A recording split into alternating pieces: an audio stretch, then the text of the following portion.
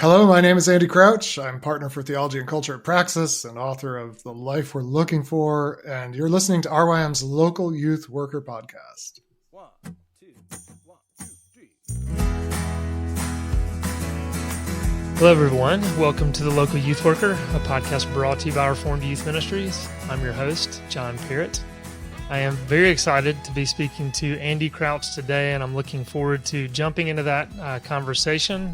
Before I do that, let me say hello to our co-hosts, Linda Oliver and Brent Corbin. Linda, Brent, how's it going? Good. Hey, doing great, John. Thanks for having us. So the focus of our conversation today, I kind of feel like we might be all over the place. Technology, social media, we might be talking about teens and just other tangents that are going to be related to that. But before we do that, I thought it might be fun to just ask, what's the last great movie you guys have seen? Movie or show? I figured I'd just catch you all off guard and see if you've got anything. The last great movie or show that you guys have watched. Anybody have anything? Maybe this was a fail to try to get y'all to think of this. Okay, I do have one. All right. Great. I mean, there are many ways to interpret great, but we're recording this in February, and so we're not that far from Christmas. I will say on December 23rd, at the wildly enthusiastic recommendation of many friends, our family, my wife and I, my daughter, watched The Muppet Christmas Carol, Dickens's Christmas Carol, a la Muppets, and it was really, really fun. Michael Caine plays Scrooge. He does it completely straight. When he took the part, he said, "I will only do this if I can play it just like I would for the Royal Shakespeare Company." But he's surrounded by Muppets. All the other characters are Muppets, basically. And it's like 1996 or something. Is it great filmmaking? I don't know, but we had way more fun than we expected with it. So. Wow. And that was your first time to see it, is that right? We're not a big movie watching family, so yes. I mean, that's embarrassing. You probably watch it every Christmas, and probably everyone listening to this is like, I've seen that movie too many times, but it was a discovery for us. Sure, yeah. And Michael Caine, I mean, he's just, he's classic. He's the real deal. He's amazing. Yeah. Well, I'll jump in and give Brent and Linda some time. We're taking our oldest through Seinfeld. That was always just, one of my favorite television shows. And, and I thought, okay, let's take our oldest to their, older teens. And so just revisiting that and still watching how, the comedy's resonating with their age group. It's just, some of it's so timeless. So it's super interesting. That's currently what I'm working through. Linda, Brent, y'all got anything? We, a couple weeks ago, when that big cold front hit a lot of the U.S., it actually made its way to Louisiana, which doesn't often happen with cold fronts, but it was really cold. And so there wasn't a lot else to do. Kids were still out of school. And so we just, looked at what was on at the theaters, and we're probably just going to go see anything. And the thing that we saw that was on was the new Willy Wonka movie. I don't even know how new it was. But it was, we have from 14 down to 6. So finding a movie that spans that age range is always a little tricky, but I thought this was a safe bet. And so went into it, obviously knowing the broader storyline of Wonka and all that. But I didn't know anything more than that. I didn't know it was the prequel. I didn't know anything. Neither did my wife. So we sat down, and I will say we were very pleasantly surprised by it. It was a lot of fun. We didn't know it was a musical, which had we. I was just going to ask, did you know it was a musical? No. And oddly enough, this morning I was reading in the Wall Street Journal. There was a front page article about how people are showing up at movies not knowing that they're musicals, and they feel duped by it. And maybe that was negative for them. For us, it was like in the best kind of way, because they had some fun songs in there. And again, great production value. Whatever. It was cold outside and there was nothing else to do, so it worked. And so we just got in the car after and kind of with smiles on our faces. It was a lot of fun. Oh, very nice. Yeah, I have heard how musicals haven't done as well lately, and so they don't want you to know. Yeah, and so they're trying to keep that secret. So that's interesting. Linda, you got anything for us? I don't know that I have a good answer to this right now. There's always a some sort of like a 30-minute comedy show that I'm working my way through that, changes based on what I've just finished. The other thing I've been working my way through, and some of the theological police may hate me for that, is I've started watching The Chosen. And I really like it. We're pulling you over. Yeah. Is it a second commandment violation would be some people's issue with it. But I just think it brings some biblical stories to light in some interesting ways and makes you think through some, like I even read some of the Gospels different now where I'm like, so I wonder how all of that played out. How would The Chosen depict this? Like sort of a thing. So that has been, it's just really well done. Mm-hmm. Yes. They're in your head. Yeah, I've not seen that show, but definitely heard a lot about it. Well, look, let me shift the conversation a bit. Andy, I don't know how many times I have referenced TechWise Family on this podcast. We're just generally talking to people and have just appreciated that resource. I want to tell anyone out there listening, buy this book if you don't already have it. But I'm wondering, Andy, that was written in 2017.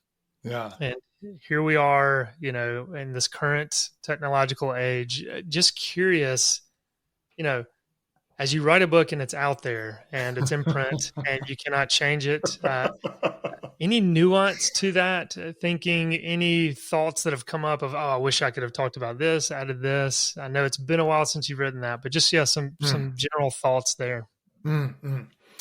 Yeah. Well, I think one of my biggest concerns writing it was, how do you write about technology in a way that will not immediately be dated? Because part of the defining feature of technology is how fast it changes and how quickly things are obsolete.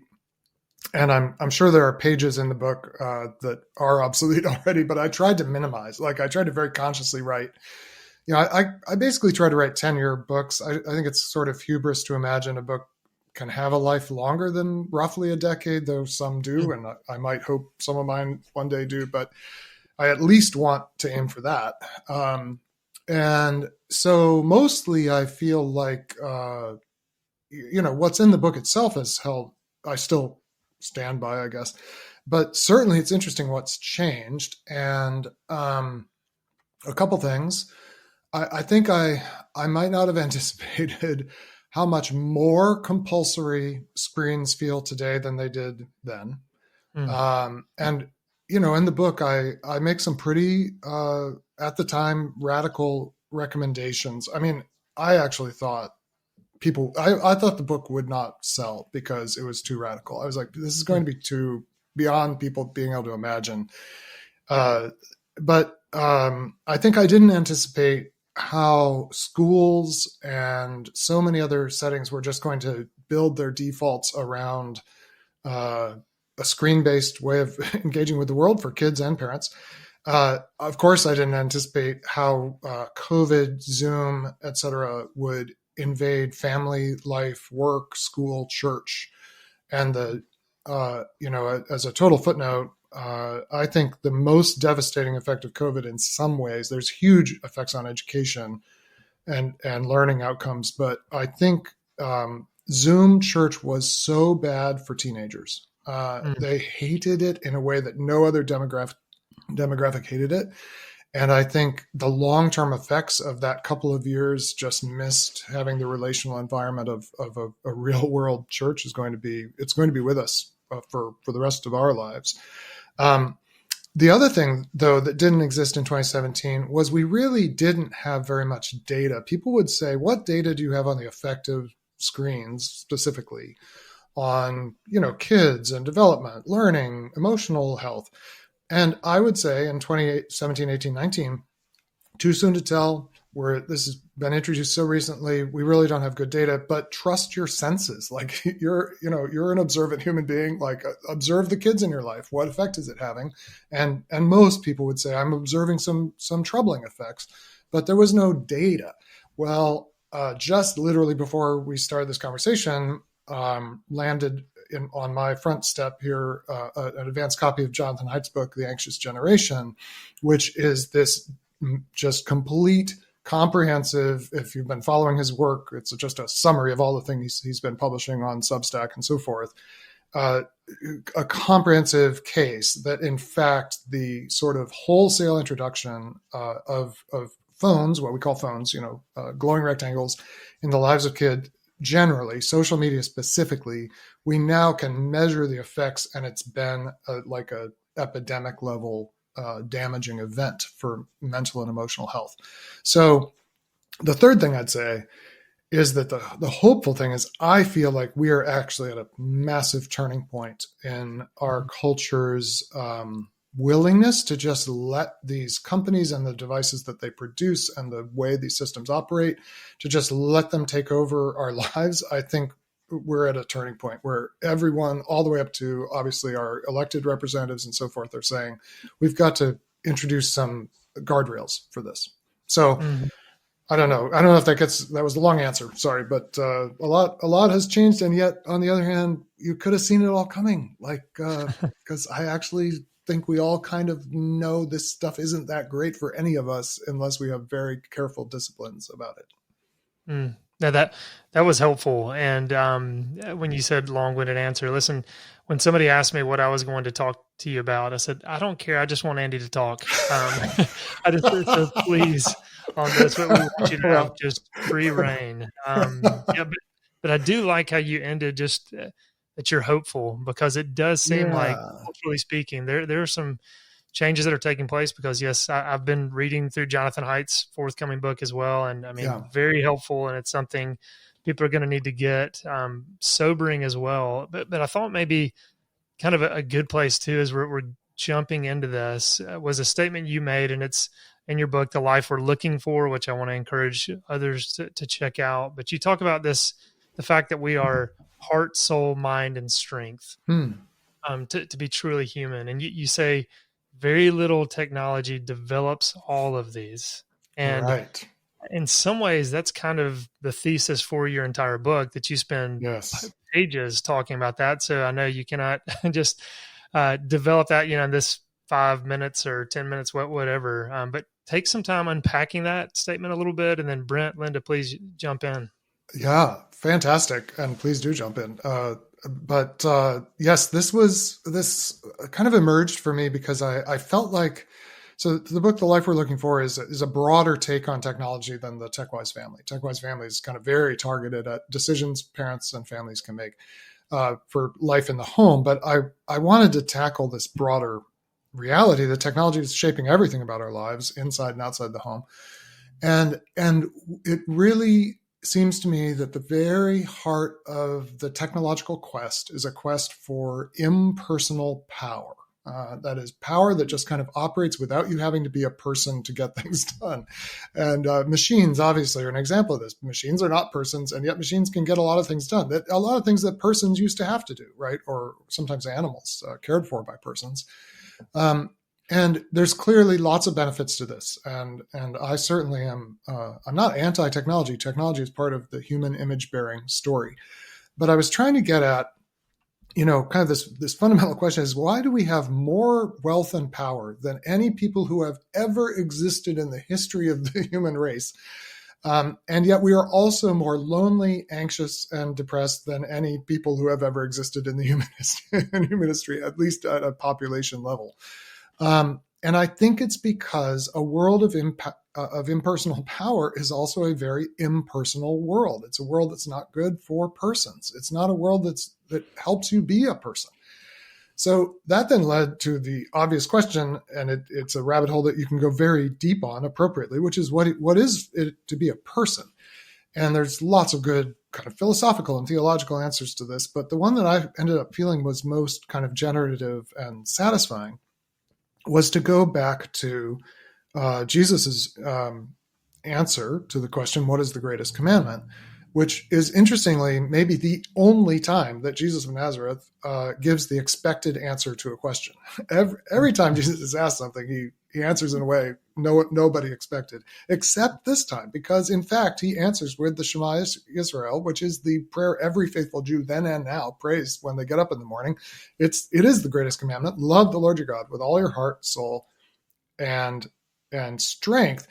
And the only interesting thing is that Jesus, in one of the Gospels, adds a word, which is odd, because this is like, if there's any text that every Jew knows by heart and knows word for word, it's this one. And Jesus changes the wording and he says, love the Lord your God with all your heart, soul, mind, and strength. So I started to think about this. Well, if this is like the summary of what we're meant to do and be, then in a way, it's also a summary of what we are, which is heart, soul, mind, strength complexes designed for love. That to be human, to be a person, is to be this complex of these four, distinguishable but not separable qualities of heart, emotion, will, I guess, of soul, depth of self, capacity for connection to God in particular, and to some extent to others, mind, the ability to actually think through where am I in the world and what do I make of it and what do I do next, and strength, actual bodily constitution. All of which is meant to be kind of oriented toward loving God, and then, of course, as Jesus says, and our neighbor. So what's happened is that the core project of our lives, all of our lives, which is to become the fullness of a heart, soul, mind, strength complex designed for love, this phrase, all your heart. Like to have allness of heart, allness of soul, allness of mind, allness of strength. Well, that's a developmental invitation, right? I don't have that today. I'm not as, I'm on the wrong side of the aging curve for this generally, but I'm not as mentally acute today as I could be, right? I can make choices today that will either make me my mind less capable, less present, or more present, even at my advanced age. I have choices about my strength today. I can just sit in front of a screen all day, or I can go for a walk, or I can lift some weights, or I can get on the rowing machine. And that will make a difference to how much allness of strength I can bring to the world, right? And one way to think about what is the invitation, the human invitation, it's to develop allness of these four dimensions and to also become the kind of person who can put them all in the service of love. Well, when you start to think of our task that way, it's just striking how little technology helps us with any of that. It's most clear on the strength front. And I think not least with a reformed audience, maybe not every single listener to this is reformed, but with a reformed youth ministry, the reformed world does spend a lot on the mind appropriately. But as biblical people, like we believe God created us in bodies, right? The embodiment of human being is significant. And the technological revolution, starting with the Industrial Revolution, has been a disaster for the human body. And if you just think about how many of us, how much weight can we lift? How much can we carry? How far can we walk without getting tired? Like the difference between us and our great-grandparents is embarrassing. And we all know why. It's because of the glowing rectangles, right? And so you can apply, but it really applies to all the dimensions. The tech, at best, the mind is the most interesting one, because obviously Steve Jobs famously said, a computer is a bicycle for the mind. Like it's meant to expand the capacities of the human mind. It clearly does. But it also substitutes for the mind and can easily be used in a way that diminishes my ability to really think through the world and know where I am in the world and reason about my place in the world. And in any case, even when it doesn't do like active damage, it's very rarely developmental. That is, if I'm actually trying to grow in these areas, I just don't think technology is of very much help. Like, on late night TV, there are ads for these, electrical things you wrap around your waist and it magically like erases the fat.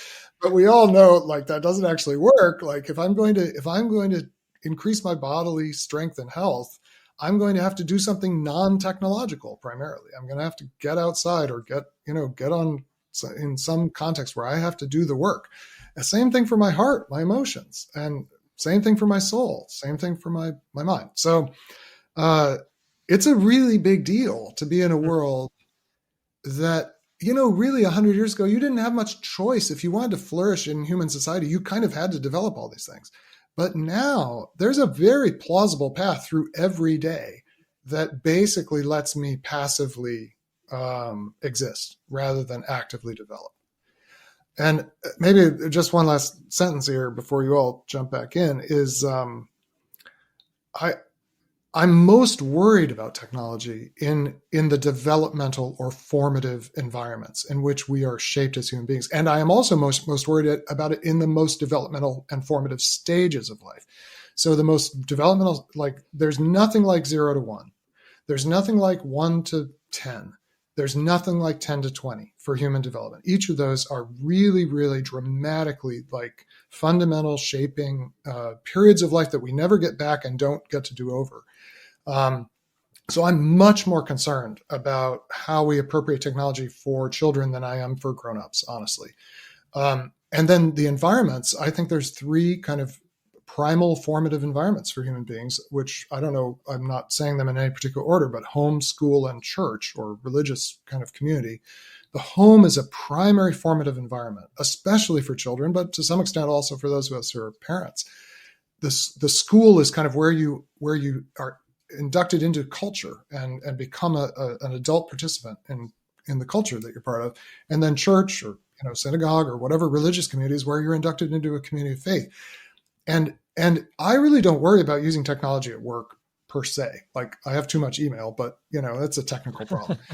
I worry a lot about having technology in the home, having technology at school, and having technology at church, because these are the places where we're meant to be formed as heart, soul, mind, strength creatures. And technology just can't help very much in that. So we should be very, very careful about how we bring it into those 3 formative environments. That is fascinating. And there's so much, as you said, we could just continue to dig into each one of those. And then those 3 areas you just talked about. Linda, Brent, who wants to jump in? I know you've got something. I was thinking about, you even started talking about it right there, just the idea that screens or the shiny rectangles, that they're so highly personalized in terms of you can make them do what you want them to do, yet they're so impersonal. And so the disparity on that. And then I think it was a couple of years ago, I heard you talking about this idea and expanding upon it and talking about the impersonalization of them leads to a decreased vulnerability. Because, if you can customize a world where you don't actually have to put yourself out there and take proper risk and, socially and in all sorts of other ways, that what that does in the developmental years primarily, kind of for our purposes, let's just talk about the teenage years. So I'd love to hear you talk about that interaction, but also, given our audience, mainly youth leaders, youth workers, parents, so many of the decisions are in our hands, parents, I'm thinking right now, as to when we let our kids have access to this stuff. And, the pressures are to give them access younger and younger. But how would you speak to, the decision makers about giving their kids access to these things, which we know are forming them in bad ways, and giving them everything and yet robbing them of so much at the same time? Wow. Okay. There's like 4 extremely profound questions all in there. So I'll try to remember all of them and maybe address each of them a little bit. So there's a big difference between personalized and personal. Personalized is almost by definition a simulation of personal. When I get a personalized letter, like a lot of people, we in many parts of U.S. culture, there's this thing of these Christmas letters that you send out, and maybe at the top, my friend who had 300 of these to send to all the people they've almost lost touch with, took the time to write, "Dear Andy and Catherine," but the rest of the thing is just it's reproduced over and over. And I'm actually very glad that more and more people are just like, we're just sending one photo and a happy Christmas, Merry Christmas greeting. But a personalized letter is not a personal letter, right? And personalized is always a simulation, and usually a technologically aided simulation. And the thing is, the simulation can be very, I think I want to say bewitching, because this is another thing, by the way, that has changed since 2017. The algorithms are getting better. Like, they know more about you. They know more about what you react to, respond to. And they can interact with you. Of course, this is part of the sort of addictive, like, frisson of ChatGPT. Is it's why people got so hooked on trying things out with it. Is it talks to you like it knows you, and this is only going to increase. By the way, obviously, all the drive in how these technologies are being deployed is to give you a greater and greater sense that you are known by we can say the machine, the system, the kind of very large scale process behind it. But first of all, it's not personal. You are not, in fact, known. ChatGPT knows nothing about you. It doesn't even know there's a world. It's just doing a bunch of linear algebra and spitting out tokens in a way that's very, very plausible, because it's absorbed the history of human kind of discourse. But it's not knowing you, and it doesn't care for you. And that's, like, the more time you spend with it, you first of all, any time you spend with it, you're substituting for embodied presence with another person who could know you and could care for you. And of course, whom you could know and care for, which is the other thing. These are very asymmetrical relationships. Like, Siri never asked me to care for her in any way. My little Apple, I mean, I don't actually ever talk to Siri because it's not very useful, but I'm sure she's going to get useful one day. But my TikTok never says, "Oh, I'm feeling really down today. Could you help me?" Right? It's all, "Oh, you look depressed." I mean, TikTok literally can intuit. Again, it's an algorithm. It's not personally thinking it through, but it just can kind of pathfind its way to, "Gosh, you seem a little insecure today as a 13-year-old girl. Well, let me show you some things that will make you feel more insecure, but that you'll find very addictive, and or offer you really bad solutions that won't actually help." But it's not two-way. It's not actually anyone that knows you. So you're always at a minimum just substituting. It's a zero sum. We've only got so much time. But you're also very likely, and this gets to your second point, Brent, you are also very likely in a lower risk environment than real life. And I think this is a massive thing for all of us to understand, for ourselves, and then especially for kids. Because if I could venture a thought about, I mean, I'm thinking out loud, and you all are closer to this than I am in some ways. I think one of the defining dramas of adolescence is finding out how risky the world is. Of course, children, to some extent, we find this out in phases through our lives. One of my colleagues just was watching a documentary about a really wonderful photographer named Jerry Cowart, who's a Christian and does amazing work. And his I think 7 or 8-year-old son is interested in photography, has kind of a gift for it. He's like, "Let's watch this documentary." But what my friend didn't realize is that one of the places Jeremy has done kind of extraordinary work is in filming and documenting reconciliation after the genocide in Rwanda, where there has been this extraordinary, often Christian-led kind of reconciliation between people who literally murdered others' families, right? Mm. And part of the film was about this. And through this, his son, Hudson, learned about the Rwandan genocide and learned that there are people who had murdered their neighbors' families. And this was very destabilizing to this boy who just has never considered that it could even be possible that there's a world like that, even though in the context of the film, it was the good news of reconciliation on the other side of that. But first there's this encounter with like the horror. Well, in the single digit years, I think parents properly insulate their children as much as they can from encountering risk.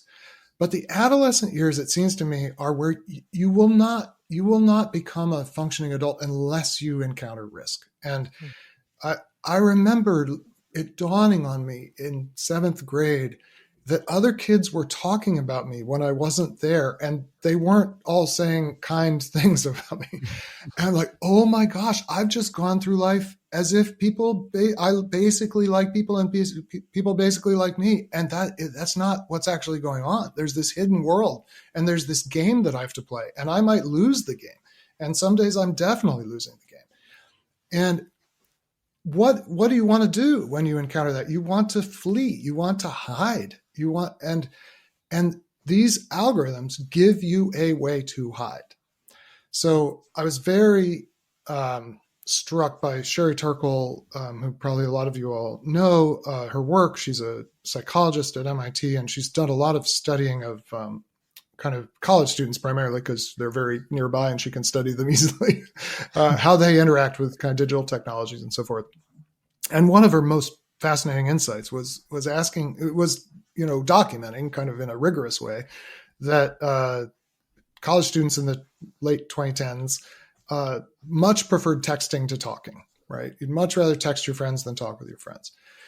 And she asked a whole series of them in these structured interviews, why in the world do you prefer like texting to talking? And it comes down to one very simple answer, which is when I text, I'm in control of what I say. When I text you, I can read it over. I can decide when to send it, how to send it. When you and I are in a conversation, as in fact, the four of us are right now, I am only partly in control, right? Control is the opposite of risk. Control is a risk-free environment. And I'm not fully in control. I don't even know for sure the next sentence I'm going to say. I certainly don't know what Linda's going to say next or what John's going to ask. And I don't know how you're responding to me necessarily. But if I could shrink the message down to the bandwidth of a text, I can have much higher degree, not 100%, but much higher degree of control over the message I send and also what the range of interpretation is, right? So is it any wonder that in this suddenly risky world, above all of relationships, which are the most risky thing, up to including your neighbor might murder your family. I mean, we don't think about that here in the US, but it's up to and including like that level of violence, that level of violation, that level of how bad things can get. Is it any surprise that if you're offered a more controlled environment, you'd choose it, especially at this tender moment when you're just discovering the world has these risks in it for the first place? But if you keep choosing that lower risk environment, you will never develop the resilience that's on the other side of pain, suffering, brokenness, disappointment, your own sin, other people sinning against you, none of which is beyond the redemptive capacity of God. And then you'll move through the world so gingerly, and you will not be able to offer the redeeming work of God to the world because you've never experienced it in the full heart, soul, mind, strength way that it's meant to be experienced. Does that make sense? Absolutely. So, yeah. So there was the practical question also, like, okay, so what if we start to really take on board, like how attenuating these technologies are for the very development that our kids are meant to be experiencing? So when do you give them a phone, is the sort of pointy edge of the question. I'm always tempted to answer. So I'm 56 by the time anyone hears this. My birthday is coming up in just a few days. And I'm always tempted. Yeah, thank you. I'm always tempted to say, well, I think I had a very unhealthy relationship with my phone until I was probably 52. So maybe wait until they're 52 to give them a phone. Like when I really consider that it's not so much active damage as just lost time, lost growth, lost learning, lost conversations with my kids and my wife. Like just, oh my gosh. I'm like, I think the 50s would be a good age to hand people glowing rectangles. So if that's not going to happen, I think I honestly would say as long as you and your community can stand it, because the longer you wait, the healthier everything will be. I'll tell you something interesting. There's been no setting in which I could really write about this. And I have to be circumspect about how I describe it because it's real people who didn't give me permission to like tell all their stuff. But I was in a consultation a couple of years ago with a small group of people, all of whom are thinking about family and technology, basically. So these are all kind of experts. Any of them could be, maybe, I'm not saying they have been, but could easily be guests on this podcast. Wonderful people, all Christian, all deep, all thoughtful. And as we got to know each other, it was like a 2-day chance to talk about what we were learning. And you do initial introductions, and because of the subject matter, we were like, so, hey, let's talk about like kind of what your own family's experience with this stuff has been. And all of us had teenagers at the time. And the interesting thing was there were maybe 6 or 7 people around the table, and you could actually line us up from one family that was like unspeakably radical. Like they heat their home with wood. They have no internet in the house. Like you're just like, they're not Amish, but they're, they are practically Amish in their, and even though they live in just like a middle-class suburb of an American city. And then you could kind of line us up, and my family is not like that. Like we've got Wi-Fi, whatever.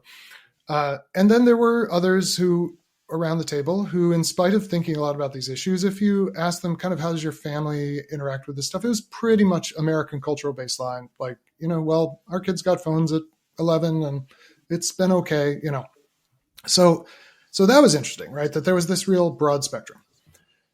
And then we talked for 2 days. And in the course of talking, you learn more about how things are going for each of these families and, just what life is like and all the trials and ups and downs of life as family and parents. And it became evident that there was a spectrum of health also around the table. Everyone here was doing their best. Everyone was trying to be faithful. But, things were going less or better, all things considered. And just the fascinating thing was it completely mapped onto how radical we'd been.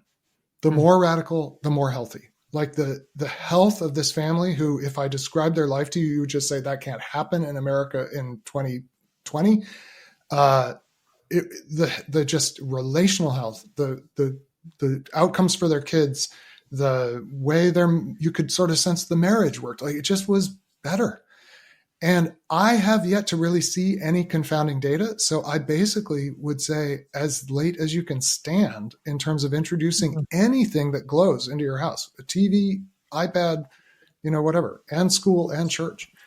I do think there's something about the prefrontal cortex. I'm not an expert in this, but I do believe people who say there is kind of a step change in development in the late teens. And so I think when you go off to college, I think there's less risk, especially if a child has grown up with minimal kind of access to it, has formed those neural pathways of heart, soul, mind, strength, pre-college. I think the risks are lower.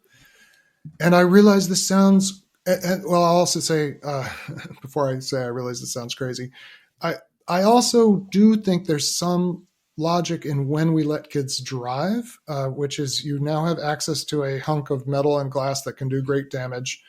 And if we give you access to a 2-ton hunk of metal and glass that can do great damage at 16 or 17, I guess we can give you access to an 8-ounce hunk of metal and glass that can do great damage at the same time. So, if you want a slightly more practical answer, I think driving age and thinking of it like driving. I've got this from my friends Tracy Foster and Krista Bowen at Screen Sanity. They have this great driver's license analogy. You do not just hand your kids the keys. You let them watch you drive. And for a long time, they just watch you drive. And then you actually start telling them what you're doing while you're driving. When they're like 15, you're like, oh, hey, did you notice whatever? Did you notice that guy just ran that stop sign while I was looking? And the reason I was looking is people sometimes, whatever. And then they drive, but you're like right next to them and you're accompanying them at every moment, or you send them to driving school, right? We know you don't just hand over the keys to a car to a kid in a modern society. And we should use the same approach for the phone. So much good stuff. That was great. Linda, I'd love for you to jump in. Yeah. So some of the stuff you were talking about, how like tech can let us hide relationally and whatnot. I've heard you elsewhere refer to kind of this idea of technology offering us thin social connection. And I've just been thinking about, so what would it look like for us to create environments that offer a, not thin, but like a thicker social connection for teens? And, even like maybe one way of thinking about it is, if you took one of those families who's like super tech involved and whatnot and don't really have restrictions on things, and you simulated an apocalyptic event where all of their technology all of a sudden didn't work, right? Like, is that all they need? Or do they also need something else in order to develop what they're missing without technology, right? Yeah. I think the number one thing to do, and I recognize it's easier in some places and times than others, though it should be possible for everyone. It's unjust that it's not, is to get outside. I think get outside and get moving. Because for one thing, if you're outside and you're moving, your ability to really let the screen take over your attention is smaller, notwithstanding all the YouTube videos of people attempting this very thing and falling into manholes and running into each other and so forth. But generally speaking, if I'm outside and I'm moving, even if I have a phone in my hand, it's doing less to me and for me, right? But when we're outside and we're moving together, and this can be walking, it doesn't have to be, it can be sports, it can be, can be something very, very ambitious. It can be rafting, but even if it's just walking, first of all, you're back in heart, soul, mind, strength land. So you're actually using your body. It gives you something to do with your body, which can be uncomfortable, like just sitting and talking. Not everybody's super comfortable with that. And it takes you into a world that you don't control, even if it's just your neighborhood. When I'm inside my house, I'm sort of in control, but a lot of people know probably from other things I've written that every morning, the first thing I do before I pick up any screen, certainly, is I go outside and I step outside and suddenly I'm a creature in creation and it's cold or it's raining. The other thing I would say is go outside no matter what it's doing. I actually think this was a great thing about COVID in my part of the world is my sense of when I could be outside was greatly expanded when the only way to hang out with people was like on my deck in November in Philadelphia when it's raining. Turns out under the little patio umbrella when it's 45 degrees, if you have enough layers, you can have a great conversation, right? And in some ways it's greater because you are in that kind of cold, wet environment. So that would be like one way of thinking about what creates richer environments for relationship. It's when it really is when we're activating all four of those capacities. So, I mean, you want to take it to another level, give everybody something to read before you get together. Like I did this with a son of friends of ours recently. He's 18 or 19. And he was up for it. I gave him a C.S. Lewis essay to read. I was like, come over and let's talk about it. Now, we didn't actually walk. We sat in my fireplace nook and talked about it. But it probably would have been better if he'd read it, I'd read it. Then we come together, we're talking about it. Now we've got the mind involved, right? So just think about every environment you're in. How can we increase the heart, the kind of emotional depth of what we're doing, fullness of what we're doing? How can we increase the soul kind of depth of self, attending to depth of self? That's what I think of as soul. There's other definitions, obviously, in the Christian tradition. But how do I go deeper than just the surface of myself, which always leads me to God, of course, because we're made for God at our inmost self. How do we increase the amount of thinking we've got to do together? And how do we increase the amount of bodily kind of motion and activity and even kind of effort, exertion, right? The more you do that, the richer your relationships will be. The other thing is, I think that follows from this, and it's challenging, is it's meant to happen in very small groups. And so how you scale this stuff is tricky because Jesus did it with 3 and 12 pretty much, and maybe a little more than 12. There's clearly the women who provide for them and follow them, and they're also learning from Jesus. Mary and Martha and so forth are clearly there at many times. Joanna, there's others. So it's a little more than 12, but it's not a lot more than 12. And I really think these formative relationships happen in circles of 3, which is like the circle of maximum trust. You can fully know and trust just a handful of other people. And then the circle of 12 is neurologically important because it's the number of people you can actually attend to what everyone else is thinking and feeling at some level without losing track. By the way, on Zoom, this number goes down. There's 4 of us. We have little videos of each other, and I can just barely keep track of the 3 of you on Zoom, right? But if we were in the room, you could have 12 people in the room. We'd all notice if someone was missing. And one of my definitions of community is nobody can be missing without everybody noticing. Like if it's a larger group than that, then it's something other than real community. But in a circle of 12, everyone will notice if you step out for a moment. Everyone will notice if you step out because you're upset. Everyone will notice if you're totally checked out and bored. And with 25, not everyone will notice, right? So smaller groups, more active, intentional kind of increasing of the emotional, mental, spiritual, bodily kind of activity. Those are the secrets. I feel it was something else that you said at the end that is worth picking up on, but I forgot the last part of your comments, Linda. The apocalyptic event, or what? Oh yeah. I don't know. Yeah. Just briefly. So this is, I always want to say to parents, I have the best news for you in a single word, and it is the word neuroplasticity. So the great news, the great good news is your brain can be rewired, even from horrible addiction. There's beautiful evidence on pornography specifically, like even people who get just as deep into porn as you can imagine, there are ways for your brain's neural pathways to be rewired and for that dependency, for you to be set free from that. It doesn't happen just automatically, to say the least, but your brain can be rewired. And this can happen no matter how deep into the, whatever addictive vector you're in. If you withdraw from it, basically three things are going to happen. So, and I've tested this with a lot of families that have tried tech-free vacations and so forth. And it sounds like a great idea, but you need to know going in, the very first thing that happens is disorientation and dysregulation. Mm-hmm. So if that family that you described, if the apocalypse happens and suddenly all the devices are turned off, the first thing that happens is a whole bunch of conflict that hasn't happened before. Everybody's angry. Everybody gets really mad at each other. And all these things that have basically been anesthetized by control suddenly are surface, right? I hate you. I hate this family. I hate this world. I hate God. I don't think I even believe in God. All these things will happen, right? So phase one is disorientation and dysregulation. Phase two is the best word I know for it is emptiness. There's this interesting thing that happens where you've had all the fights and you just don't quite know what to do or what to say. And then phase three is rediscovery. You discover, I do actually have something to say to my child, or my child has something to say to me they've never said. Or, hey, we could play a game together. Or why don't we go do this? Or Mom and Dad, I've always wondered this, or I've always wanted to do this. And you'll never get to the rediscovery phase unless you're willing to tolerate the dysregulation and the emptiness phases.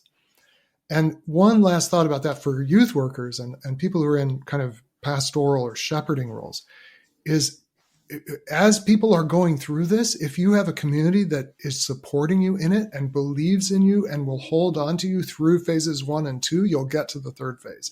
And if you don't, you'll probably give up and be like, well, this vacation was a disaster. We're never doing that again.